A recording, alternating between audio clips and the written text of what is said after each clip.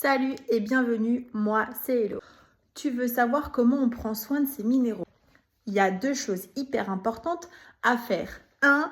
Je décharge les énergies négatives que mon bracelet et mon collier ou mes pierres ont accumulées. 2. Je les recharge. Ah ouais, et on fait ça comment?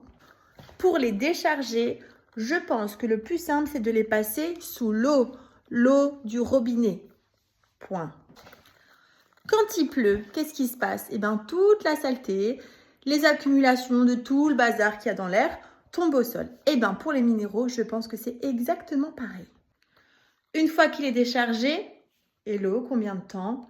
Quelques secondes, tu le mets dans ton évier, tu laisses couler l'eau sur chaque partie de ton bracelet, de ton collier ou de ta pierre et c'est OK. À ta place, je ne garderai pas l'eau pour arroser mes plantes. Je dis ça, je dis rien. Et pour les recharger, eh ben, il y a plein de techniques. Tu as la technique de la sauge, comme de l'encens. Tu as la technique du palo santo, très efficace aussi. Et ensuite, tu as la technique de soit la fleur de vie, c'est le symbole qui est... Oh, j'ai failli pas le trouver tout de suite. Celle-ci, tu poses dessus. Attention, tu le sèches pour pas que ça fasse gonfler le bois. Ça, c'est très terre à terre. Tu me suis? Et après, les puristes te diront... plutôt dans une géode d'améthyste ou alors sur un éclat de géode d'améthyste, comme ça. Oui, la géode de cristal de roche, comme celle-ci, fonctionne très bien aussi. Je te récapitule. Je le laisse au montage. Oui. Je te récapitule tout ça. 1. Je décharge avec de l'eau. 2. Je recharge avec soit un symbole comme la fleur de vie, de l'encens du palo santo ou alors une autre pierre comme le cristal de roche ou l'améthyste.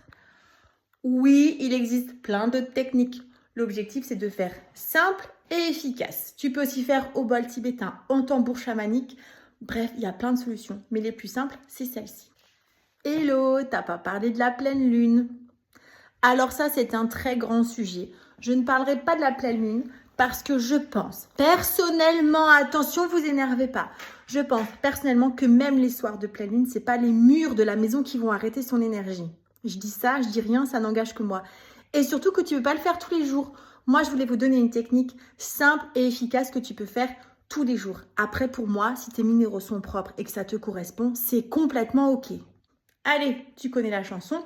Rendez-vous sur www.lesminérauxdelo.fr pour trouver les minéraux qu'il te faut et les techniques de rechargement. Et moi, je te souhaite une excellente journée. Ciao!